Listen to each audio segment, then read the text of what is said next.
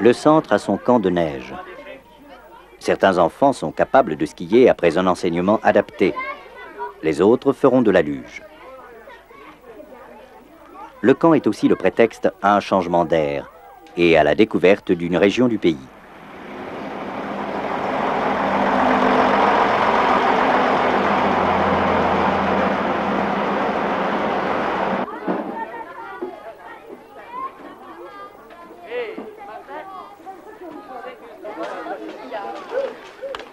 Pour les plus handicapés, on a conçu des adaptations et des fixations spéciales sur les luges.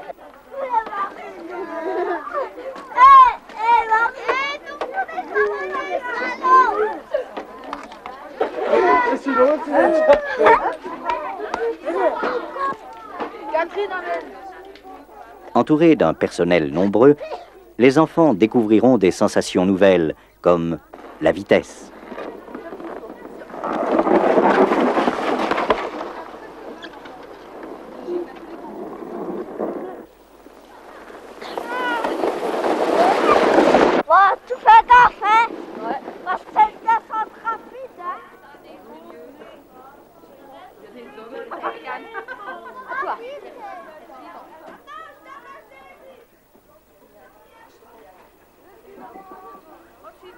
Échec.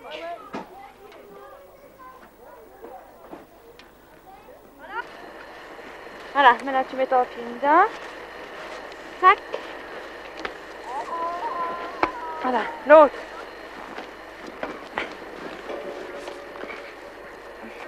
Qui sont les bleus? Pas. Bon. Voilà, Dégage c'est un la petit même peu, chose. tapez ton pied là sur l'application, tape un petit coup. Tape sur le slip. Voilà. Là, on va un petit peu nettoyer. Voilà, tu l'enfiler. Pour les débutants, l'initiation au ski commence. Ils pourront mettre en pratique les exercices de gymnastique préparatoire qu'ils ont exercés au centre. Voilà, vas-y. Puis reste dans la ligne.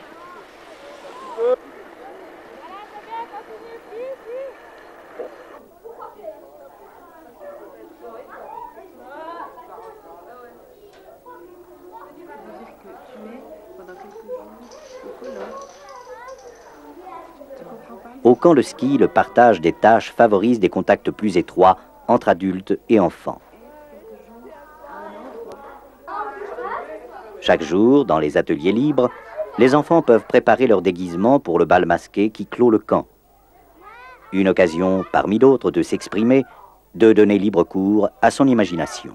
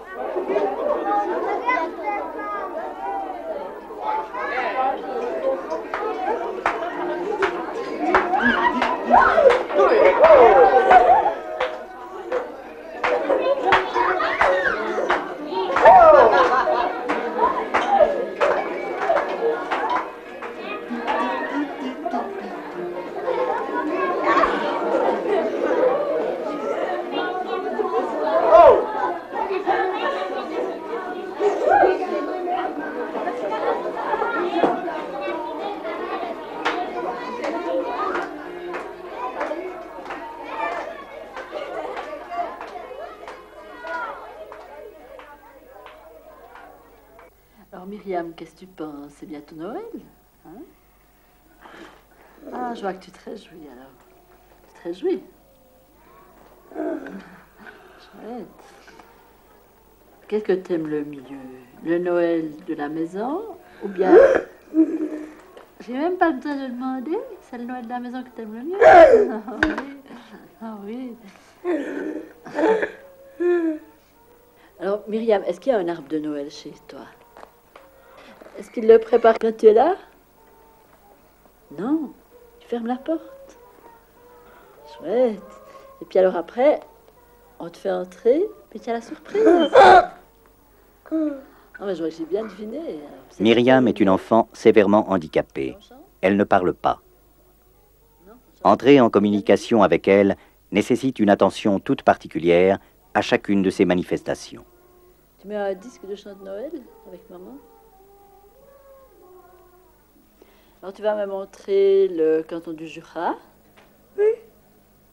Placée tout d'abord dans un home pour arriérés profonds, Sylviane est amenée au centre qu'à l'âge de 14 ans par une thérapeute qui a décelé chez elle des possibilités intellectuelles. Voilà. Puis maintenant tu vas montrer le canton de Neuchâtel.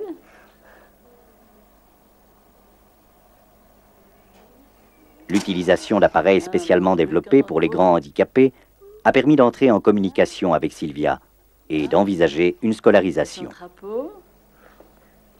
Très bien, c'est bien. Alors Thierry, je te lis la définition et tu réponds par le terme exact. Ne pas accepter. Est-ce que c'est reconnaître, diffuser, refuser ou contredire?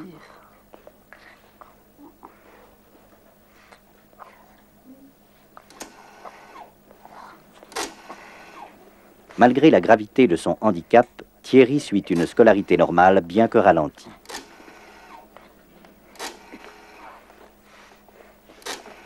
Refuser, c'est bien Thierry. Penser à quelque chose. Révéler, refléter, réfléchir, raisonner. Tu vois? Thierry a trouvé, grâce à l'électronique, des possibilités d'expression et d'apprentissage qu'il n'avait pas auparavant.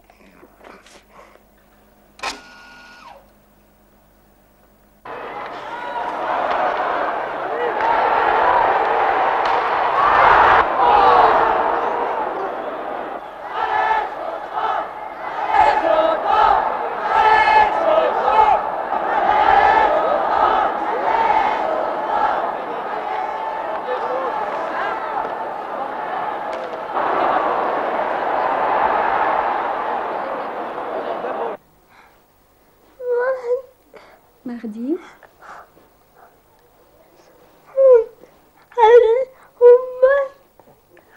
Vous êtes allé au match?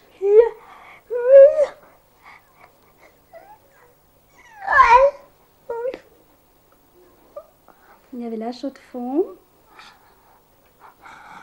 Ah, avec Vienne. L'orthophonie permet à Thierry d'améliorer ses possibilités de communication orale.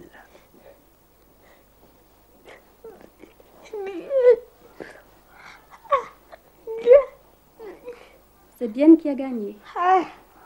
Oui. 3-2. Mais dis donc, c'était serré.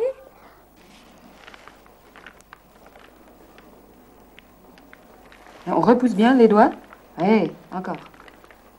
Et on remonte. Et on tourne maintenant. On tourne.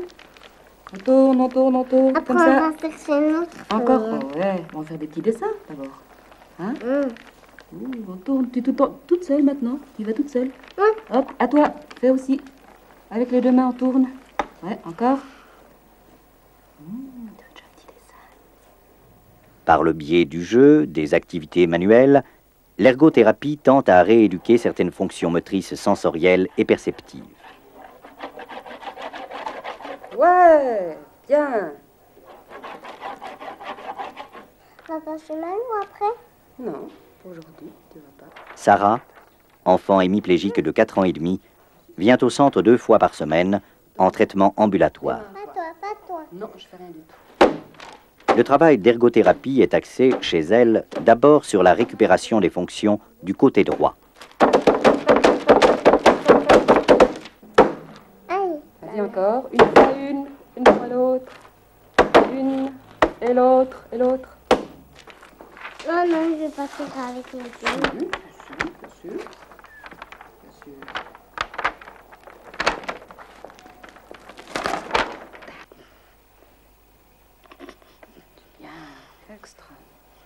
Véronique est gênée dans tous ses membres par des mouvements incontrôlés. En ergothérapie, on lutte contre les mauvaises positions de son corps pour faciliter un déroulement normal de ses mouvements. Ouais, dans les petits coins.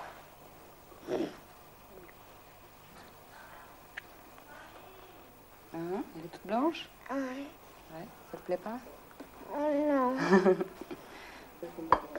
Là, tu peux y aller avec ta force, alors. Tout ce que t'as. Extra, c'est bon, c'est bon. Vas-y, ça vaut bien. Pas trop. Doucement. Je prends le fil de Ça va pas. Vas-y, on y va doucement, ça va aller.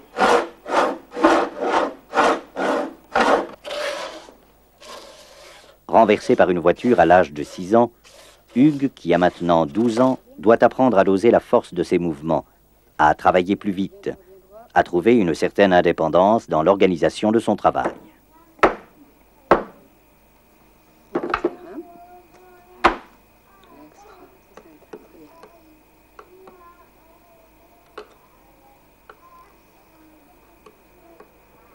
Ouais, tu y es, c'est bon. C'est bien, Hugues. Bravo. C'est bon.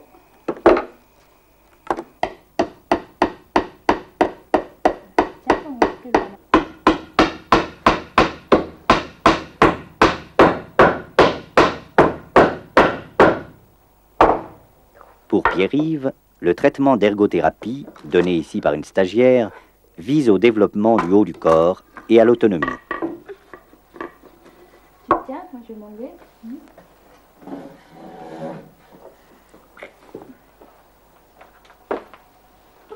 Tu vas chercher tes cannes? Ouais.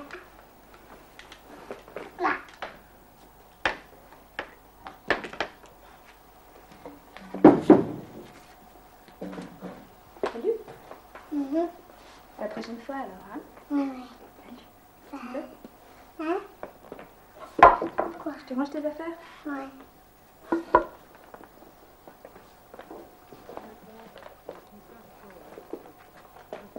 Âgé de 8 ans, Pierre-Yves suit sa première année d'école dans le centre, après une année de jardin d'enfants. Voilà, vous avez rempli ces différentes rubriques. On a reporté vos données que vous aviez mis sur votre feuille ici, concernant la nourriture, le loyer, l'habillement. Dans la classe des aînés, le programme est notamment basé sur les problèmes pratiques en vue d'une intégration future dans la vie active. Ces données sont dans les normes. En comptabilité, par exemple, les enfants apprennent à tenir un compte de caisse simple, à établir un budget et ainsi à prendre conscience des réalités élémentaires. De 3 000 francs. Qu'est-ce que vous en pensez? Est-ce qu'il y a quelque chose qui n'est pas dans les normes? Bon, alors, il met 200 francs de côté par mois pour les impôts. Donc, ça fait pour une année 2400 francs. Crois pas que ça joue? Je pense que ce n'est pas suffisant. Hein. Maintenant, quelles sont les dépenses qui sont vraiment imprévisibles? Les dépenses vraiment imprévisibles. Il y a le médecin puis le dentiste. Oui, le dentiste. Quelles sont les dépenses qui sont fixes? Ben, je pense le loyer, parce qu'on ne déménage pas tout le temps.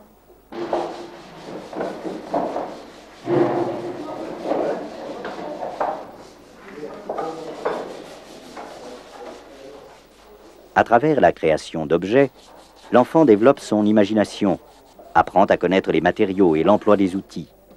Il découvre l'importance de la précision, du savoir-faire. Il a ainsi l'occasion de juger et de mesurer ses capacités manuelles, déterminantes dans le choix d'une activité future.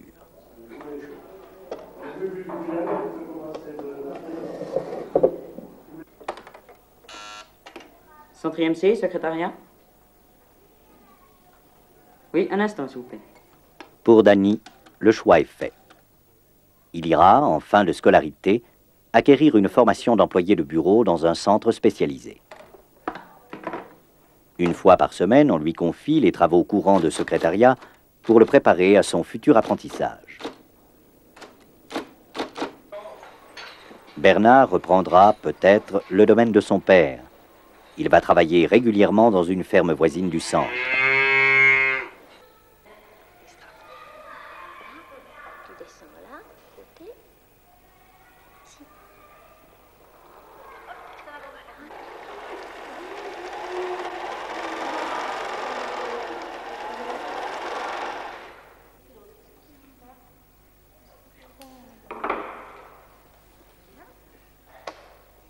Les travaux à l'aiguille, tout comme les travaux ménagers que les garçons pratiquent également avec plaisir, permettent une préparation plus complète à l'indépendance.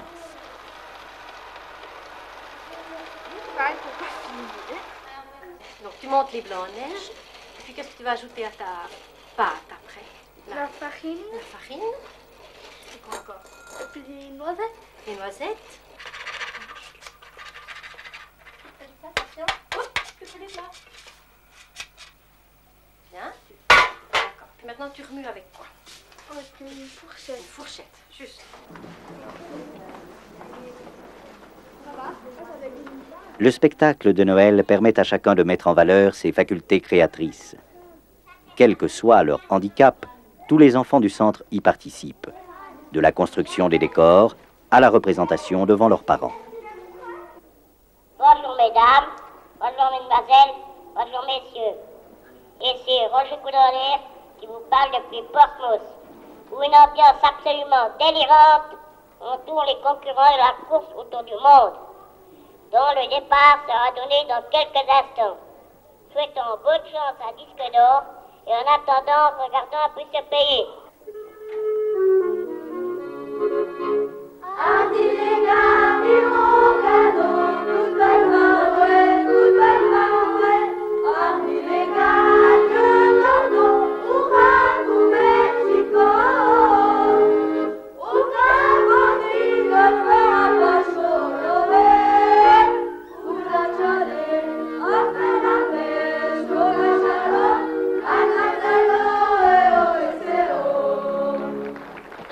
Roger Coudonnier, qui vous parle de Castoun, où se situe la première étape de la course autour du monde.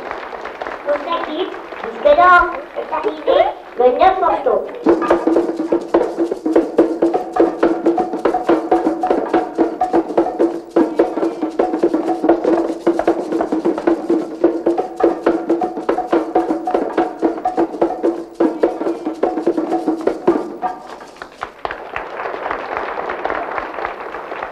Il faut compter 8 degrés de plus au nord. T'es sûr de tes calculs? Presque. Oui, ben refais-les. Parce que si tu continues comme ça, on va se retrouver en Chine. Note bien, ça me gênerait pas. J'ai toujours rêvé d'assister à un nouvel an chinois.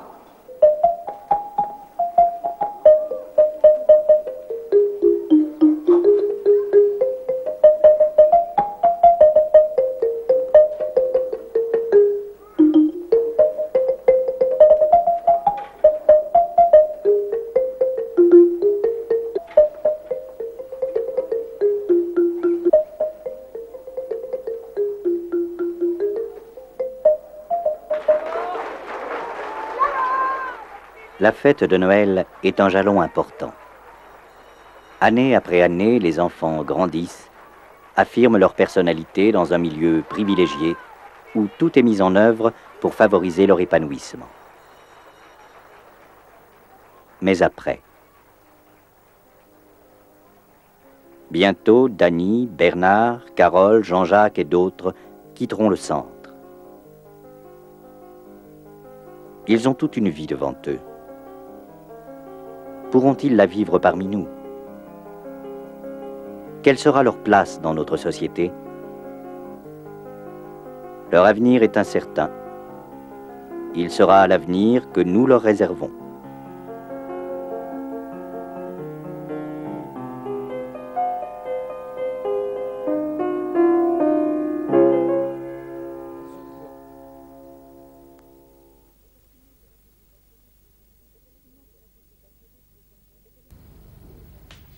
Effectivement, que va-t-il se passer pour ces jeunes gens et ces jeunes filles lorsqu'ils vont quitter ce centre, qui est tout de même un endroit relativement protégé, privilégié, et qu'ils vont entrer dans la vie active?